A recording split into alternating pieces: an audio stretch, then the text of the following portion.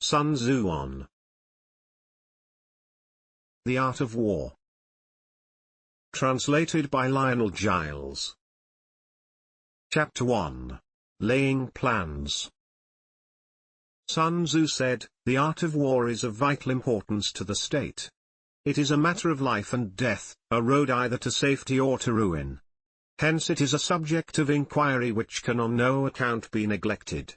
The art of war, then, is governed by 5 constant factors, to be taken into account in one's deliberations, when seeking to determine the conditions obtaining in the field. These are, the moral law, heaven, earth, the commander, method and discipline. The moral law causes the people to be in complete accord with their ruler, so that they will follow him regardless of their lives, undismayed by any danger. Heaven signifies night and day, cold and heat, times and seasons. Earth comprises distances, great and small, danger and security, open ground and narrow passes, the chances of life and death. The commander stands for the virtues of wisdom, sincerity, benevolence, courage and strictness. By method and discipline are to be understood the marshalling of the army in its proper subdivisions, the gradations of rank among the officers, the maintenance of roads by which supplies may reach the army, and the control of military expenditure. These 5 heads should be familiar to every general. He who knows them will be victorious, he who knows them not will fail. Therefore, in your deliberations, when seeking to determine the military conditions, let them be made the basis of a comparison, in this wise: which of the 2 sovereigns is imbued with the moral law? Which of the 2 generals has most ability? With whom lie the advantages derived from heaven and earth? On which side is discipline most rigorously enforced? Which army is the stronger? On which side are officers and men more highly trained?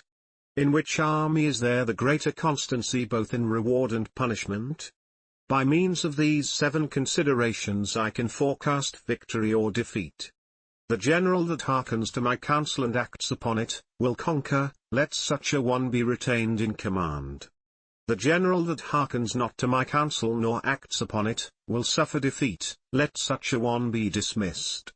While heeding the profit of my counsel, avail yourself also of any helpful circumstances over and beyond the ordinary rules. According as circumstances are favorable, one should modify one's plans. All warfare is based on deception. Hence, when able to attack, we must seem unable; when using our forces, we must seem inactive; when we are near, we must make the enemy believe we are far away; when far away, we must make him believe we are near.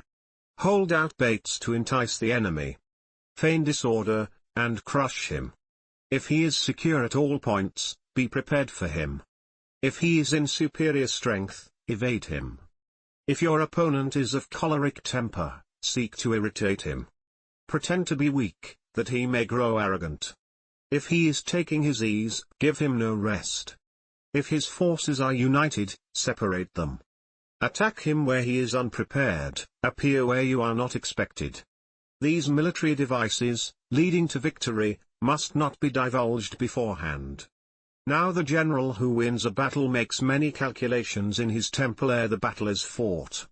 The general who loses a battle makes but few calculations beforehand. Thus too many calculations lead to victory, and few calculations to defeat. How much more no calculation at all? It is by attention to this point that I can foresee who is likely to win or lose. Chapter 2. Waging War.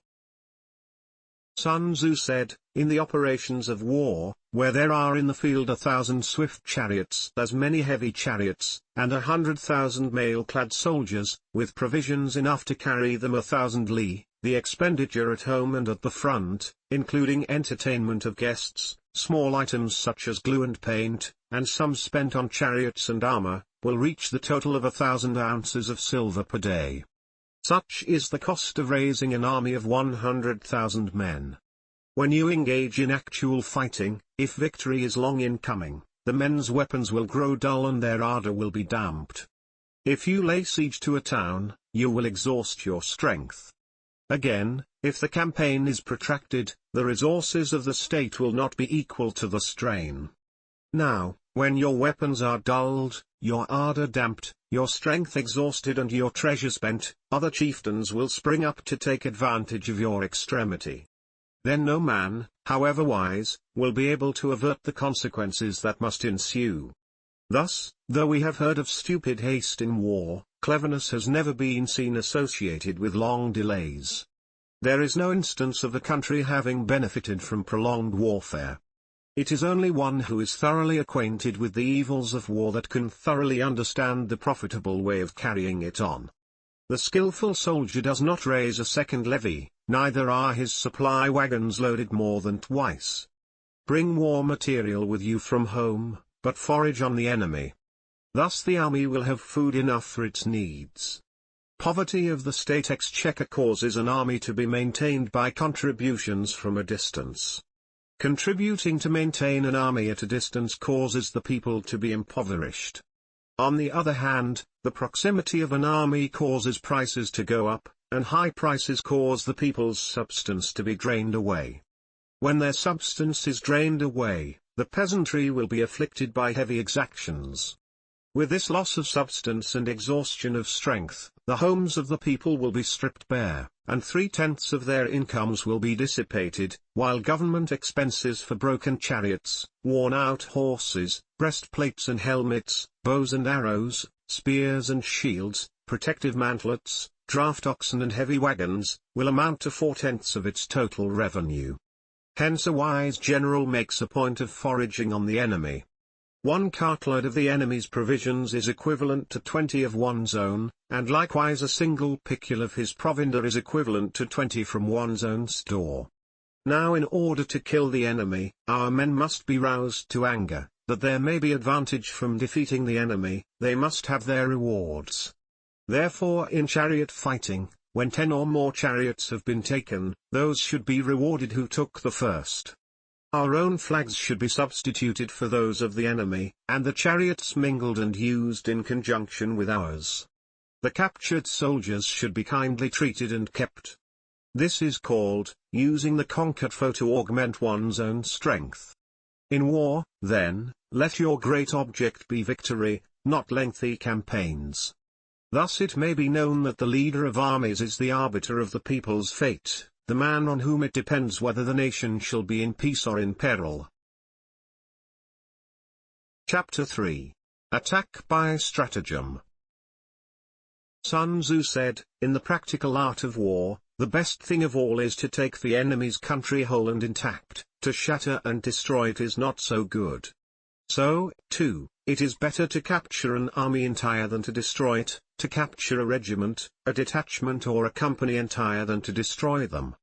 Hence to fight and conquer in all your battles is not supreme excellence consists in breaking the enemy's resistance without fighting. Thus the highest form of generalship is to balk the enemy's plans, the next best is to prevent the junction of the enemy's forces, the next in order is to attack the enemy's army in the field, and the worst policy of all is to besiege walled cities. The rule is, not to besiege walled cities if it can possibly be avoided. The preparation of mantlets, movable shelters, and various implements of war, will take up 3 whole months, and the piling up of mounds over against the walls will take 3 months more.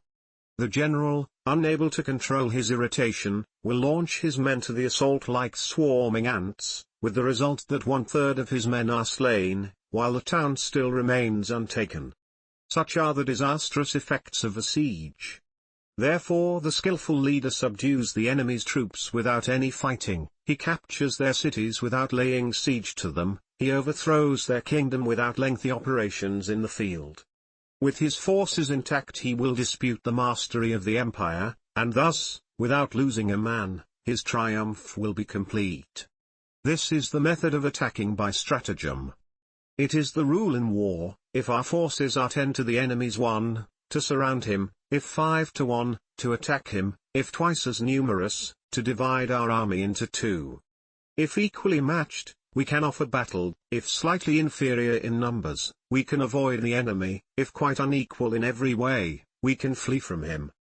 Hence, Though an obstinate fight may be made by a small force, in the end it must be captured by the larger force. Now the general is the bulwark of the state. If the bulwark is complete at all points, the state will be strong; if the bulwark is defective, the state will be weak. There are three ways in which a ruler can bring misfortune upon his army: by commanding the army to advance or to retreat, being ignorant of the fact that it cannot obey. This is called hobbling the army. By attempting to govern an army in the same way as he administers a kingdom, being ignorant of the conditions which obtain in an army. This causes restlessness in the soldiers' minds. By employing the officers of his army without discrimination, through ignorance of the military principle of adaptation to circumstances. This shakes the confidence of the soldiers. But when the army is restless and distrustful, trouble is sure to come from the other feudal princes. This is simply bringing anarchy into the army, and flinging victory away. Thus we may know that there are 5 essentials for victory. He will win who knows when to fight and when not to fight. He will win who knows how to handle both superior and inferior forces. He will win whose army is animated by the same spirit throughout all its ranks. He will win who, prepared himself, waits to take the enemy unprepared. He will win who has military capacity and is not interfered with by the sovereign. Victory lies in the knowledge of these 5 points. Hence the saying, if you know the enemy and know yourself, you need not fear the result of 100 battles. If you know yourself but not the enemy, for every victory gained you will also suffer a defeat. If you know neither the enemy nor yourself, you will succumb in every battle. Chapter 4. Tactical Dispositions. Sun Tzu said, "The good fighters of old first put themselves beyond the possibility of defeat, and then waited for an opportunity of defeating the enemy." To secure ourselves against defeat lies in our own hands, but the opportunity of defeating the enemy is provided by the enemy himself. Thus the good fighter is able to secure himself against defeat, but cannot make certain of defeating the enemy. Hence the saying, one may know how to conquer without being able to do it. Security against defeat implies defensive tactics. Ability to defeat the enemy means taking the offensive. Standing on the defensive indicates insufficient strength, attacking, a superabundance of strength. The general who is skilled in defense hides in the most secret recesses of the earth, he who is skilled in attack flashes forth from the topmost heights of heaven. Thus on the one hand we have ability to protect ourselves, on the other, a victory that is complete. To see victory only when it is within the ken of the common herd is not the acme of excellence. Neither is it the acme of excellence if you fight and conquer and the whole empire says, "Well done." The world's coarse thumb and finger fail to plumb. To lift an autumn hair is no sign of great strength, to see sun and moon is no sign of sharp sight, to hear the noise of thunder is no sign of a quick ear. What the ancients called a clever fighter is one who not only wins, but excels in winning with ease. Hence his victories bring him neither reputation for wisdom nor credit for courage. He wins his battles by making no mistakes. Making no mistakes is what establishes the certainty of victory, for it means conquering an enemy that is already defeated. Hence the skillful fighter puts himself into a position which makes defeat impossible, and does not miss the moment for defeating the enemy. Thus it is that in war the victorious strategist only seeks battle after the victory has been won, whereas he who is destined to defeat first fights and afterwards looks for victory. The consummate leader cultivates the moral law, and strictly adheres to method and discipline, thus it is in his power to control success. In respect of military method, we have, firstly, measurement, secondly, estimation of quantity, thirdly, calculation, fourthly, balancing of chances, fifthly, victory. Measurement owes its existence to earth, estimation of quantity to measurement, calculation to estimation of quantity, balancing of chances to calculation, and victory to balancing of chances. A victorious army opposed to a routed one, is as a pound's weight placed in the scale against a single grain. The onrush of a conquering force is like the bursting of pent-up waters into a chasm 1,000 fathoms deep. So much for tactical dispositions. Chapter 5. energy. Sun Tzu said, "The control of a large force is the same principle as the control of a few men, it is merely a question of dividing up their numbers." Fighting with a large army under your command is no wise different from fighting with a small one, it is merely a question of instituting signs and signals. To ensure that your whole host may withstand the brunt of the enemy's attack and remain unshaken, this is effected by maneuvers direct and indirect. That the impact of your army may be like a grindstone dashed against an egg, this is effected by the science of weak points and strong. In all fighting, the direct method may be used for joining battle, but indirect methods will be needed in order to secure victory. Indirect tactics, efficiently applied, are inexhaustible as heaven and earth, unending as the flow of rivers and streams, like the sun and moon, they end but to begin anew, like the four seasons, they pass away but to return once more. There are not more than 5 musical notes, yet the combinations of these 5 give rise to more melodies than can ever be heard. There are not more than 5 primary colors, blue, yellow, red, white, and black, yet in combination they produce more hues than can ever be seen. There are not more than 5 cardinal tastes, sour, acrid, salt, sweet, bitter, yet combinations of them yield more flavors than can ever be tasted. In battle, there are not more than 2 methods of attack, the direct and the indirect, yet these 2 in combination give rise to an endless series of maneuvers. The direct and the indirect lead on to each other in turn. It is like moving in a circle, you never come to an end. Who can exhaust the possibilities of their combination? The onset of troops is like the rush of a torrent which will even roll stones along in its course. The quality of decision is like the well-timed swoop of a falcon which enables it to strike and destroy its victim. Therefore the good fighter will be terrible in his onset, and prompt in his decision.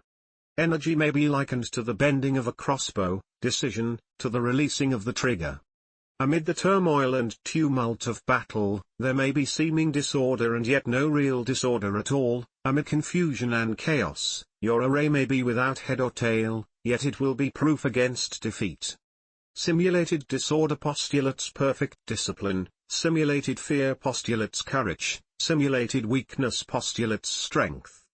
Hiding order beneath the cloak of disorder is simply a question of subdivision. Concealing courage under a show of timidity presupposes a fund of latent energy. Masking strength with weakness is to be effected by tactical dispositions. Thus one who is skillful at keeping the enemy on the move maintains deceitful appearances, according to which the enemy will act. He sacrifices something, that the enemy may snatch at it. By holding out baits, he keeps him on the march. Then with a body of picked men he lies in wait for him. The clever combatant looks to the effect of combined energy, and does not require too much from individuals. Hence his ability to pick out the right men and utilize combined energy. When he utilizes combined energy, his fighting men become as it were like unto rolling logs or stones. For it is the nature of a log or stone to remain motionless on level ground, and to move when on a slope, if four-cornered, to come to a standstill, but if round-shaped, to go rolling down.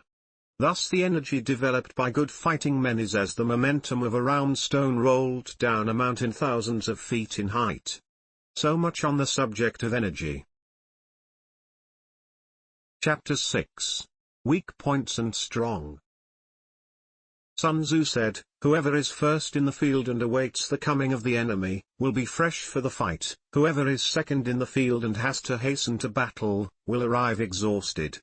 Therefore the clever combatant imposes his will on the enemy, but does not allow the enemy's will to be imposed on him. By holding out advantages to him, he can cause the enemy to approach of his own accord, or, by inflicting damage, he can make it impossible for the enemy to draw near. If the enemy is taking his ease, he can harass him. If well supplied with food, he can starve him out. If quietly encamped, he can force him to move. Appear at points which the enemy must hasten to defend, march swiftly to places where you are not expected.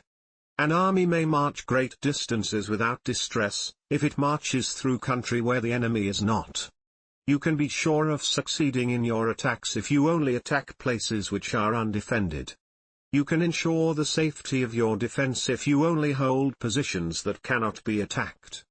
Hence that general is skillful in attack whose opponent does not know what to defend, and he is skillful in defense whose opponent does not know what to attack.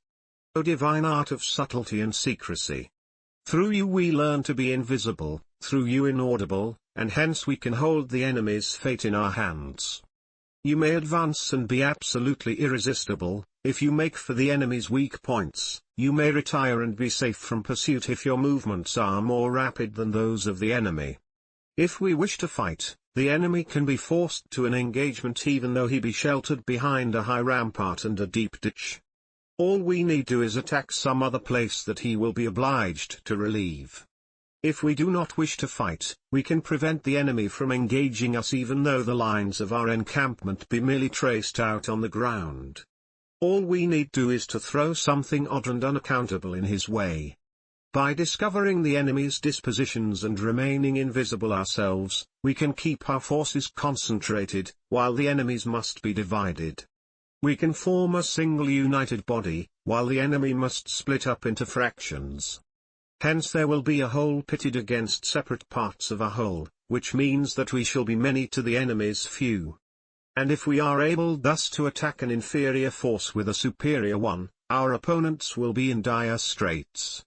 The spot where we intend to fight must not be made known, for then the enemy will have to prepare against a possible attack at several different points, and his forces being thus distributed in many directions, the numbers we shall have to face at any given point will be proportionately few.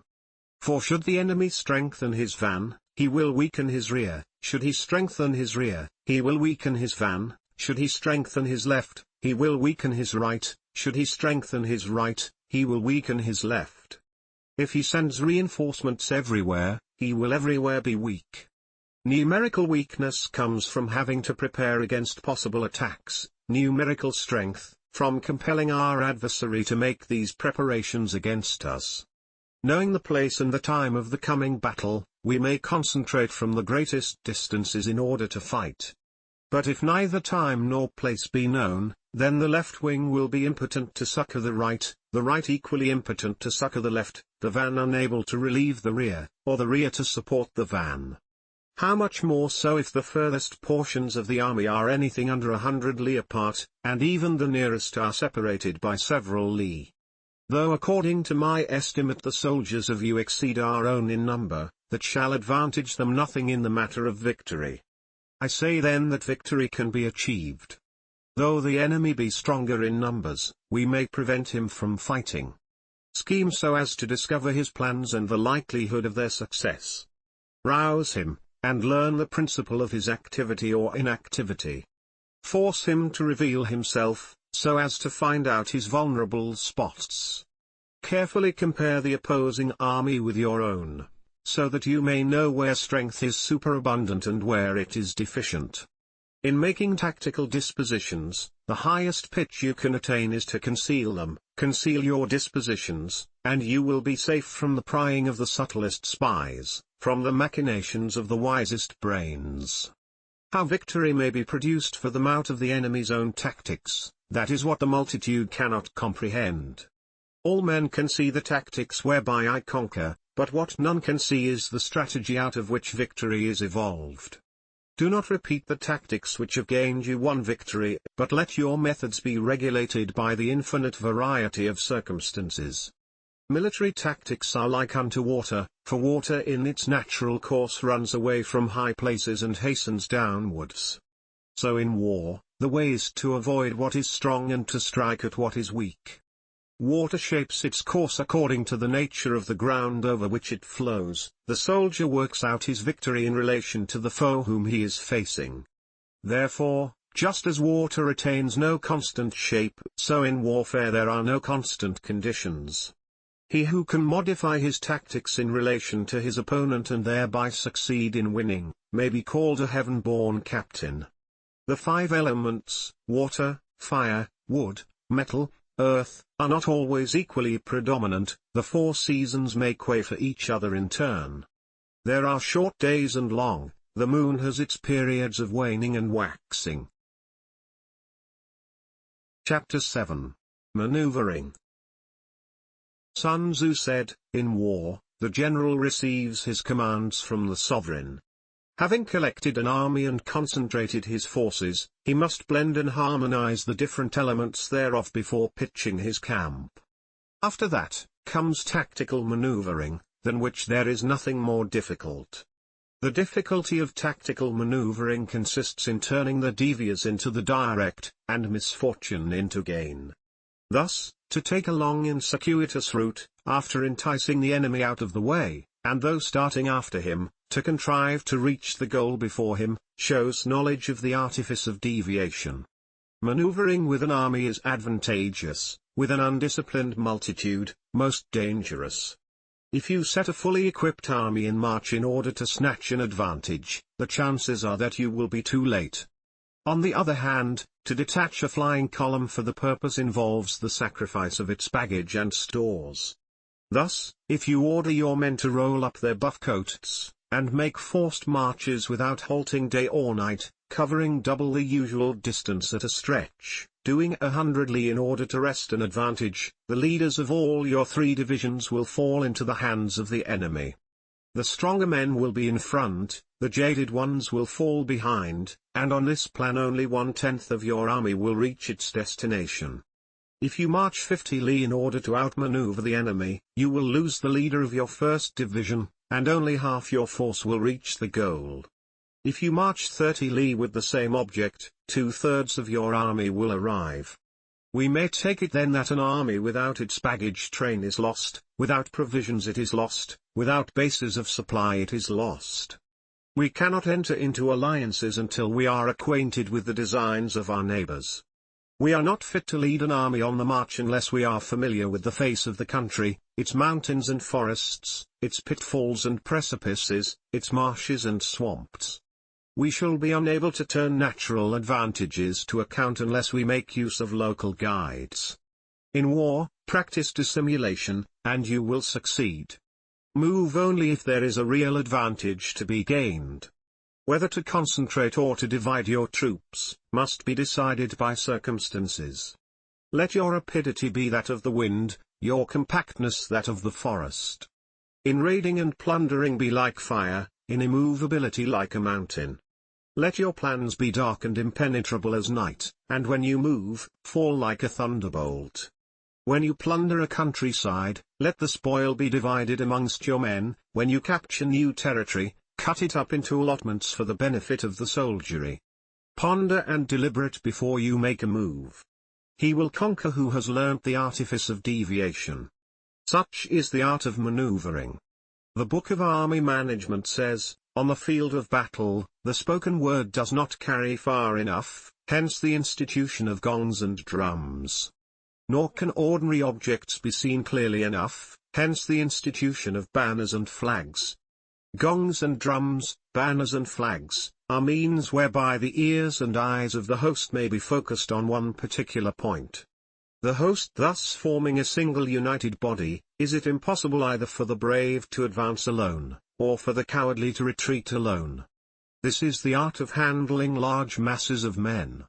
In night fighting, then, make much use of signal fires and drums, and in fighting by day, of flags and banners, as a means of influencing the ears and eyes of your army. A whole army may be robbed of its spirit, a commander-in-chief may be robbed of his presence of mind. Now a soldier's spirit is keenest in the morning, by noonday it has begun to flag, and in the evening, his mind is bent only on returning to camp.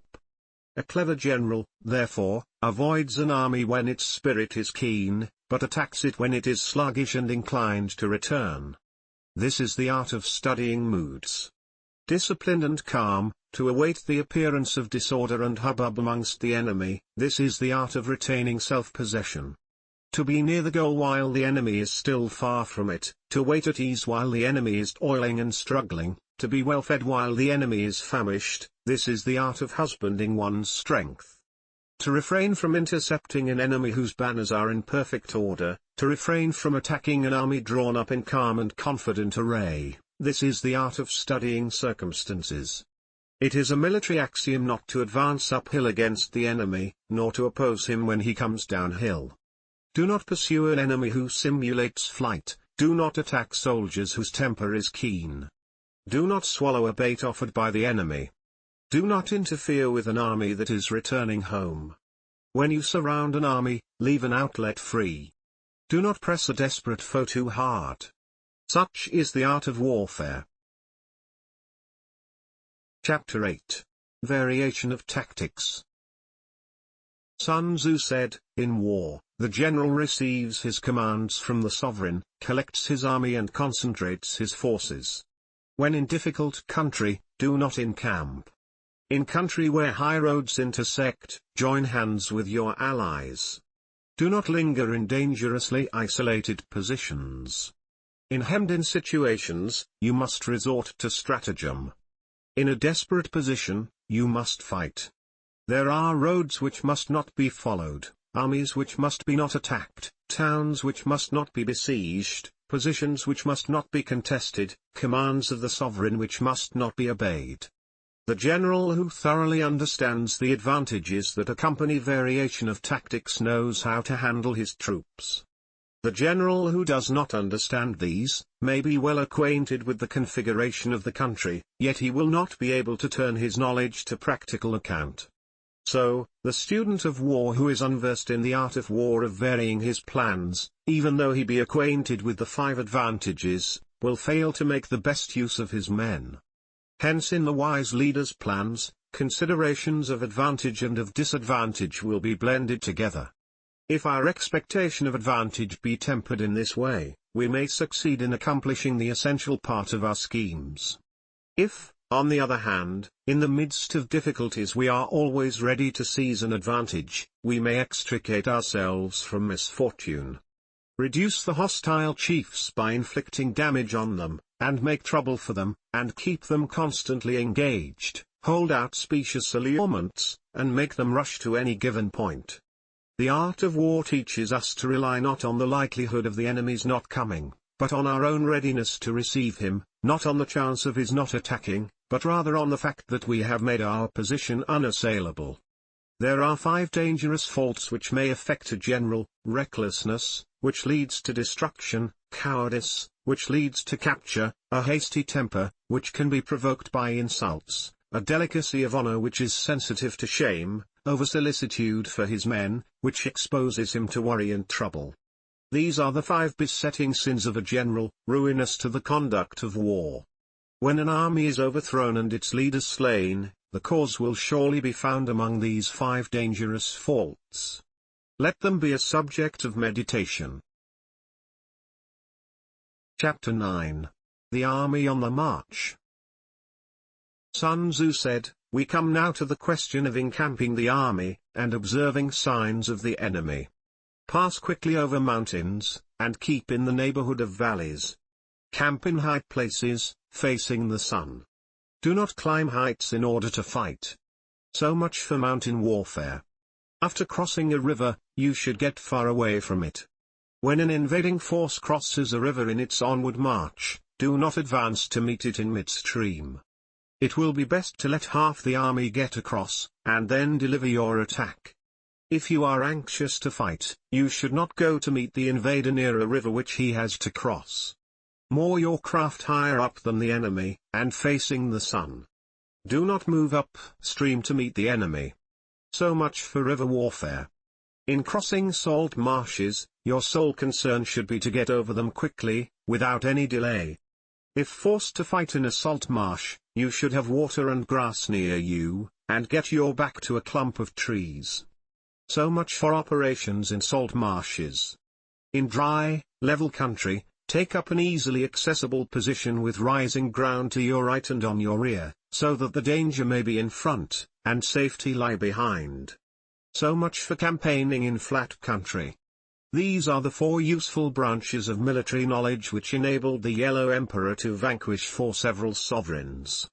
All armies prefer high ground to low, and sunny places to dark. If you are careful of your men, and camp on hard ground, the army will be free from disease of every kind, and this will spell victory. When you come to a hill or a bank, occupy the sunny side, with the slope on your right rear. Thus you will at once act for the benefit of your soldiers and utilize the natural advantages of the ground. When, in consequence of heavy rains up country, a river which you wish to ford is swollen and flecked with foam, you must wait until it subsides. Country in which there are precipitous cliffs with torrents running between, deep natural hollows, confined places, tangled thickets, quagmires and crevasses, should be left with all possible speed and not approached. While we keep away from such places, we should get the enemy to approach them; while we face them, we should let the enemy have them on his rear.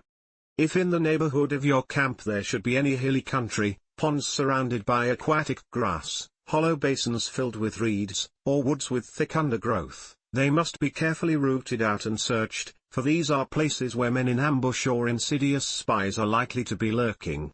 When the enemy is close at hand and remains quiet, he is relying on the natural strength of his position. When he keeps aloof and tries to provoke a battle, he is anxious for the other side to advance. If his place of encampment is easy of access, he is tendering a bait. Movement amongst the trees of a forest shows that the enemy is advancing. The appearance of a number of screens in the midst of thick grass means that the enemy wants to make us suspicious. The rising of birds in their flight is the sign of an ambuscade. Startled beasts indicate that a sudden attack is coming. When there is dust rising in a high column, it is the sign of chariots advancing; when the dust is low, but spread over a wide area, it betokens the approach of infantry. When it branches out in different directions, it shows that parties have been sent to collect firewood. A few clouds of dust moving to and fro signify that the army is encamping. Humble words and increased preparations are signs that the enemy is about to advance. Violent language and driving forward as if to the attack are signs that he will retreat. When the light chariots come out first and take up a position on the wings, it is a sign that the enemy is forming for battle. Peace proposals unaccompanied by a sworn covenant indicate a plot. When there is much running about and the soldiers fall into rank, it means that the critical moment has come. When some are seen advancing and some retreating, it is a lure. When the soldiers stand leaning on their spears, they are faint from want of food. If those who are sent to draw water begin by drinking themselves, the army is suffering from thirst. If the enemy sees an advantage to be gained and makes no effort to secure it, the soldiers are exhausted. If birds gather on any spot, it is unoccupied. Clamor by night betokens nervousness. If there is disturbance in the camp, the general's authority is weak. If the banners and flags are shifted about, sedition is afoot. If the officers are angry, it means that the men are weary. When an army feeds its horses with grain and kills its cattle for food, and when the men do not hang their cooking pots over the campfires, showing that they will not return to their tents, you may know that they are determined to fight to the death. The sight of men whispering together in small knots or speaking in subdued tones points to disaffection amongst the rank and file. Too frequent rewards signify that the enemy is at the end of his resources; too many punishments betray a condition of dire distress. To begin by bluster, but afterwards to take fright at the enemy's numbers, shows a supreme lack of intelligence. When envoys are sent with compliments in their mouths, it is a sign that the enemy wishes for a truce. If the enemy's troops march up angrily and remain facing ours for a long time without either joining battle or taking themselves off again, the situation is one that demands great vigilance and circumspection. If our troops are no more in number than the enemy, that is amply sufficient; it only means that no direct attack can be made. What we can do is simply to concentrate all our available strength, keep a close watch on the enemy, and obtain reinforcements. He who exercises no forethought but makes light of his opponents is sure to be captured by them. If soldiers are punished before they have grown attached to you, they will not prove submissive, and, unless submissive, then will be practically useless. If, when the soldiers have become attached to you, punishments are not enforced, they will still be useless. Therefore soldiers must be treated in the first instance with humanity, but kept under control by means of iron discipline. This is a certain road to victory. If in training soldiers commands are habitually enforced, the army will be well disciplined; if not, its discipline will be bad. If a general shows confidence in his men but always insists on his orders being obeyed, the gain will be mutual. Chapter 10. Terrain. Sun Tzu said, "We may distinguish 6 kinds of terrain, to wit, 1. Accessible ground, entangling ground, temporizing ground, narrow passes, precipitous heights, positions at a great distance from the enemy. Ground which can be freely traversed by both sides is called accessible. With regard to ground of this nature, be before the enemy in occupying the raised and sunny spots, and carefully guard your line of supplies. Then you will be able to fight with advantage. Ground which can be abandoned but is hard to reoccupy is called entangling. From a position of this sort, if the enemy is unprepared, you may sally forth and defeat him. But if the enemy is prepared for your coming, and you fail to defeat him, then, return being impossible, disaster will ensue. When the position is such that neither side will gain by making the first move, it is called temporizing ground. In a position of this sort, even though the enemy should offer us an attractive bait, it will be advisable not to stir forth, but rather to retreat, thus enticing the enemy in his turn. Then, when part of his army has come out, we may deliver our attack with advantage. With regard to narrow passes, if you can occupy them first, let them be strongly garrisoned and await the advent of the enemy.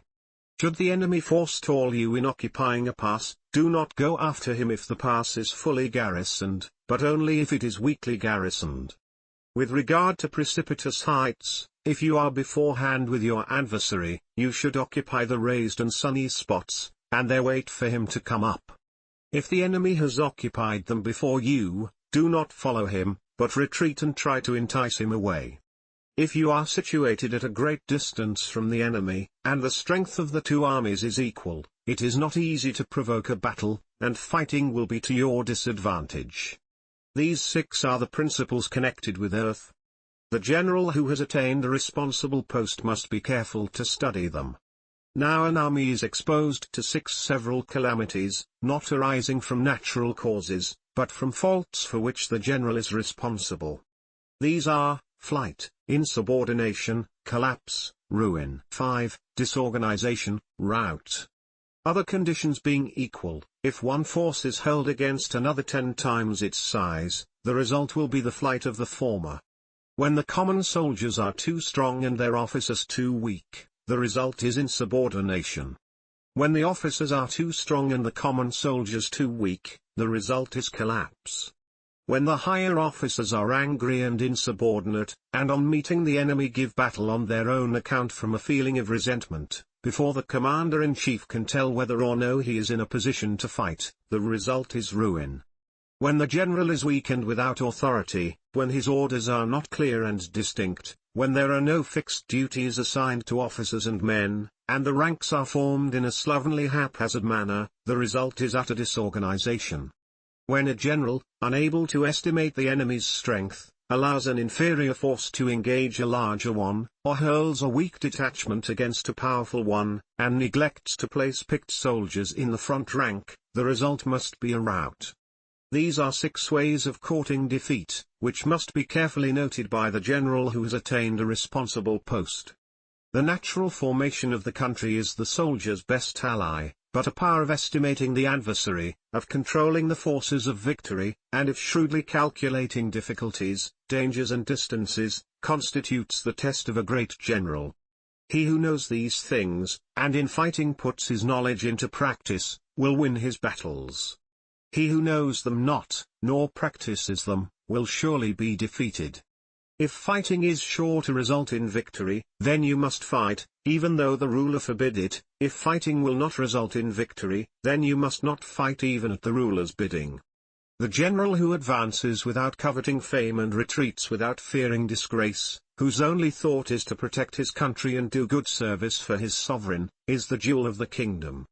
Regard your soldiers as your children, and they will follow you into the deepest valleys. Look on them as your own beloved sons, and they will stand by you even unto death. If, However, you are indulgent, but unable to make your authority felt, kind-hearted, but unable to enforce your commands, and incapable, moreover, of quelling disorder, then your soldiers must be likened to spoilt children. They are useless for any practical purpose. If we know that our own men are in a condition to attack, but are unaware that the enemy is not open to attack, we have gone only halfway towards victory.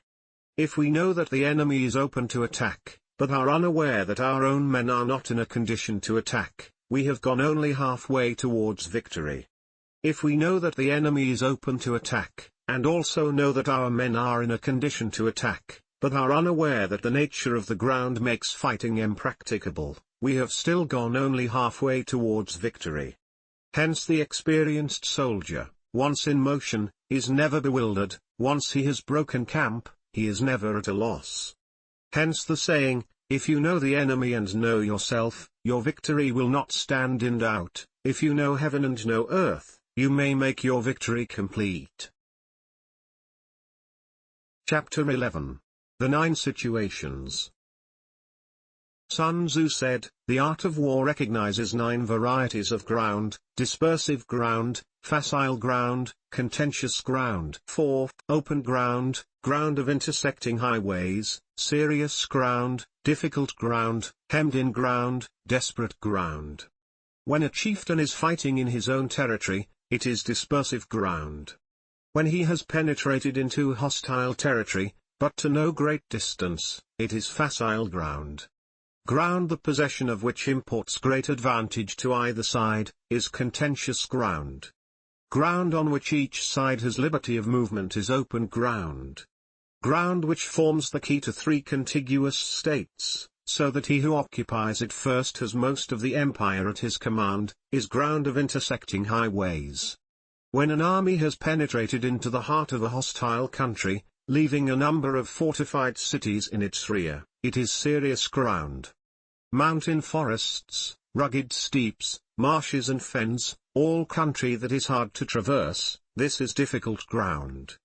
Ground which is reached through narrow gorges, and from which we can only retire by tortuous paths, so that a small number of the enemy would suffice to crush a large body of our men, this is hemmed-in ground.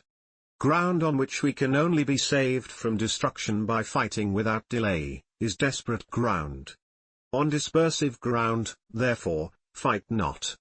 On facile ground, halt not. On contentious ground, attack not. On open ground, do not try to block the enemy's way. On ground of intersecting highways, join hands with your allies. On serious ground, gather in plunder. In difficult ground, keep steadily on the march. On hemmed-in ground, resort to stratagem. On desperate ground, fight. Those who were called skillful leaders of old knew how to drive a wedge between the enemy's front and rear, to prevent cooperation between his large and small divisions, to hinder the good troops from rescuing the bad, the officers from rallying their men. When the enemy's men were scattered, they prevented them from concentrating. Even when their forces were united, they managed to keep them in disorder. When it was to their advantage, they made a forward move; when otherwise, they stopped still. If asked how to cope with a great host of the enemy in orderly array and on the point of marching to the attack, I should say, begin by seizing something which your opponent holds dear, then he will be amenable to your will. Rapidity is the essence of war. Take advantage of the enemy's unreadiness, make your way by unexpected routes, and attack unguarded spots. The following are the principles to be observed by an invading force: the further you penetrate into a country, the greater will be the solidarity of your troops, and thus the defenders will not prevail against you. Make forays in fertile country in order to supply your army with food. Carefully study the well-being of your men, and do not overtax them. Concentrate your energy and hoard your strength. Keep your army continually on the move, and devise unfathomable plans. Throw your soldiers into positions whence there is no escape, and they will prefer death to flight. If they will face death, there is nothing they may not achieve. Officers and men alike will put forth their uttermost strength. Soldiers when in desperate straits lose the sense of fear. If there is no place of refuge, they will stand firm. If they are in the heart of a hostile country, they will show a stubborn front. If there is no help for it, they will fight hard. Thus, without waiting to be marshaled, the soldiers will be constantly on the qui-vive. Without waiting to be asked, they will do your will. Without restrictions, they will be faithful. Without giving orders, they can be trusted. Prohibit the taking of omens, and do away with superstitious doubts. Then, until death itself comes, no calamity need be feared. If our soldiers are not overburdened with money, it is not because they have a distaste for riches. If their lives are not unduly long, it is not because they are disinclined to longevity.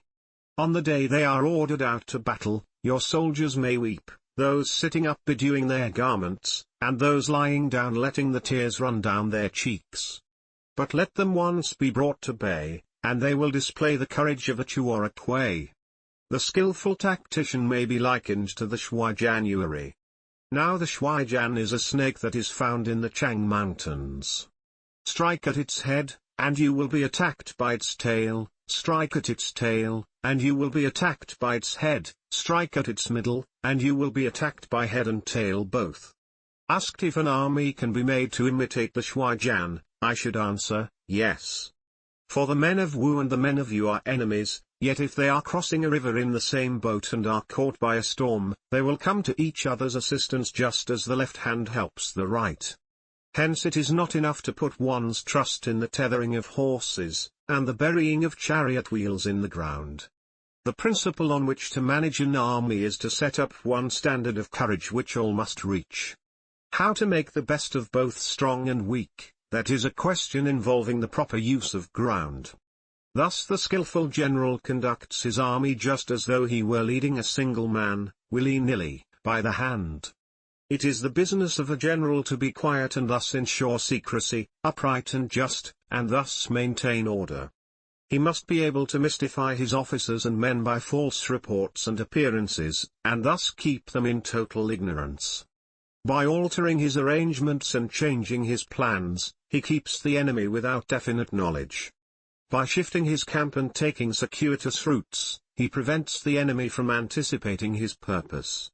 At the critical moment, the leader of an army acts like one who has climbed up a height and then kicks away the ladder behind him.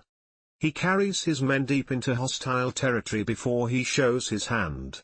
He burns his boats and breaks his cooking pots. Like a shepherd driving a flock of sheep, he drives his men this way and that, and none knows whither he is going. To muster his host and bring it into danger, this may be termed the business of the general. The different measures suited to the 9 varieties of ground, the expediency of aggressive or defensive tactics, and the fundamental laws of human nature, these are things that must most certainly be studied. When invading hostile territory, the general principle is, that penetrating deeply brings cohesion, penetrating but a short way means dispersion. When you leave your own country behind, and take your army across neighborhood territory, you find yourself on critical ground. When there are means of communication on all 4 sides, the ground is one of intersecting highways. When you penetrate deeply into a country, it is serious ground. When you penetrate but a little way, it is facile ground. When you have the enemy's strongholds on your rear, and narrow passes in front, it is hemmed-in ground. When there is no place of refuge at all, it is desperate ground. Therefore, on dispersive ground, I would inspire my men with unity of purpose. On facile ground, I would see that there is close connection between all parts of my army. On contentious ground, I would hurry up my rear. On open ground, I would keep a vigilant eye on my defenses. On ground of intersecting highways, I would consolidate my alliances. On serious ground, I would try to ensure a continuous stream of supplies. On difficult ground, I would keep pushing on along the road. On hemmed-in ground, I would block any way of retreat. On desperate ground, I would proclaim to my soldiers the hopelessness of saving their lives. For it is the soldier's disposition to offer an obstinate resistance when surrounded, to fight hard when he cannot help himself, and to obey promptly when he has fallen into danger. We cannot enter into alliance with neighboring princes until we are acquainted with their designs. We are not fit to lead an army on the march unless we are familiar with the face of the country, its mountains and forests, its pitfalls and precipices, its marshes and swamps. We shall be unable to turn natural advantages to account unless we make use of local guides. To be ignorant of any one of the following 4 or 5 principles does not befit a warlike prince. When a warlike prince attacks a powerful state, his generalship shows itself in preventing the concentration of the enemy's forces. He overawes his opponents, and their allies are prevented from joining against him. Hence he does not strive to ally himself with all and sundry, nor does he foster the power of other states. He carries out his own secret designs, keeping his antagonists in awe. Thus he is able to capture their cities and overthrow their kingdoms. Bestow rewards without regard to rule, issue orders without regard to previous arrangements, and you will be able to handle a whole army as though you had to do with but a single man. Confront your soldiers with the deed itself, never let them know your design. When the outlook is bright, bring it before their eyes, but tell them nothing when the situation is gloomy.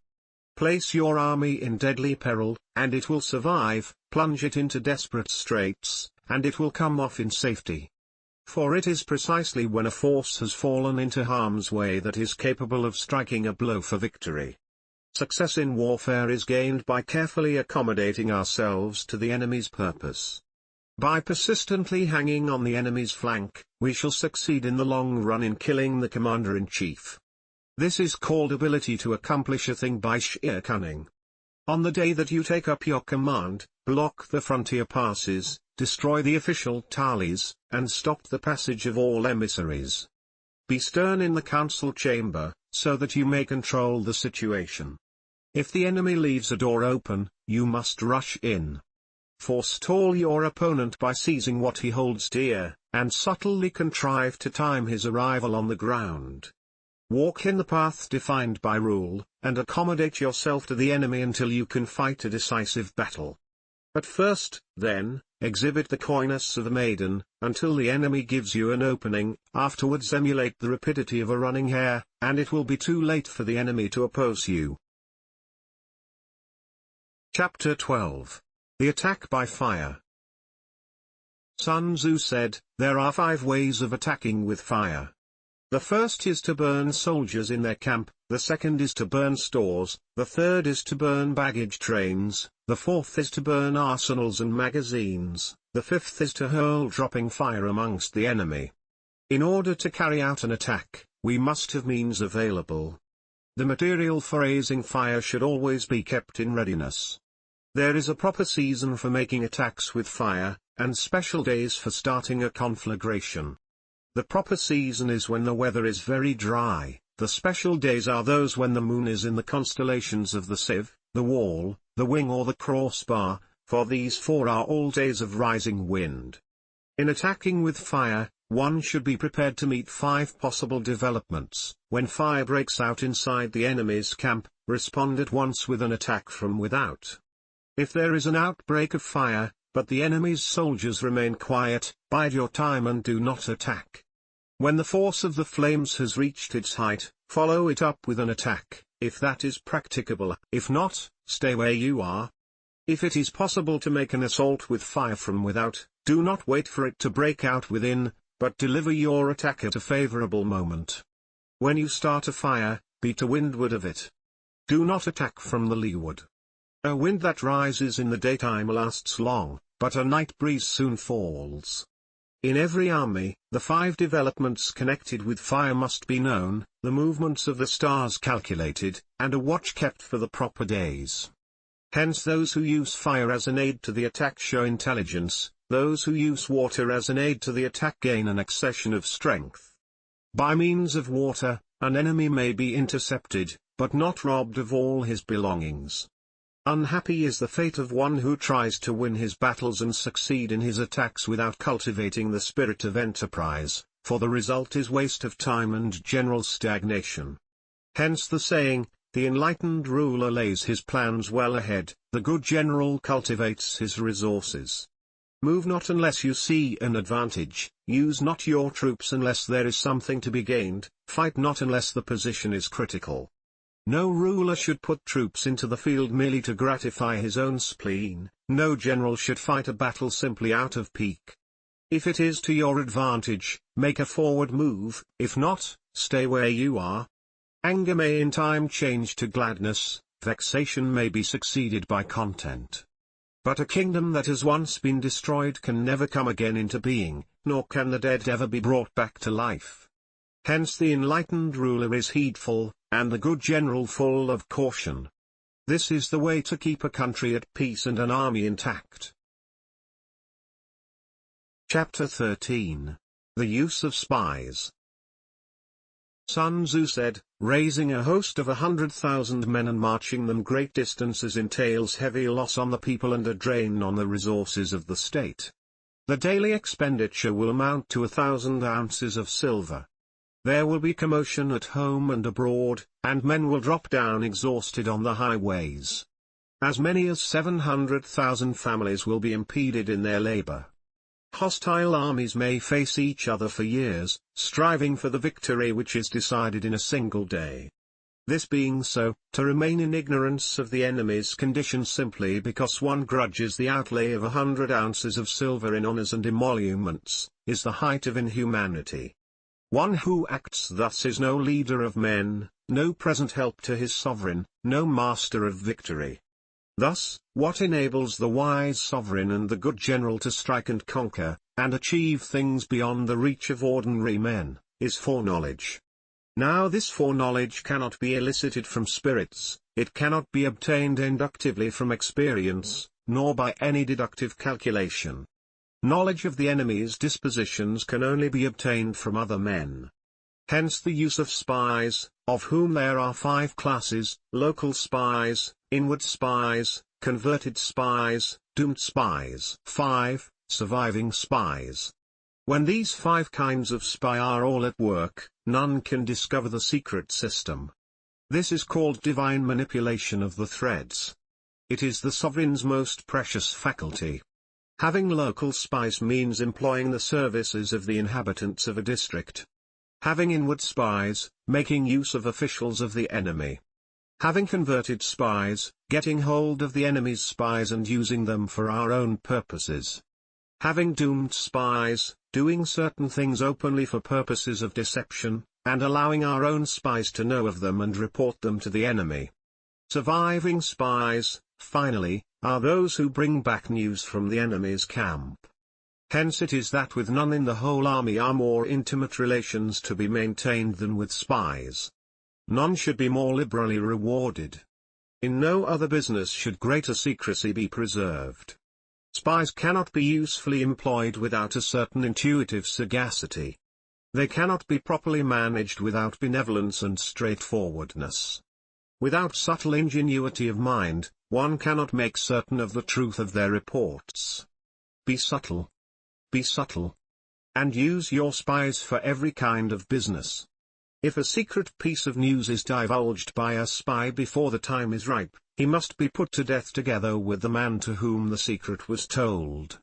Whether the object be to crush an army, to storm a city, or to assassinate an individual, it is always necessary to begin by finding out the names of the attendants, the aides-de-camp, the doorkeepers and sentries of the general in command. Our spies must be commissioned to ascertain these. The enemy's spies who have come to spy on us must be sought out, tempted with bribes, led away and comfortably housed. Thus they will become converted spies and available for our service. It is through the information brought by the converted spy that we are able to acquire and employ local and inward spies.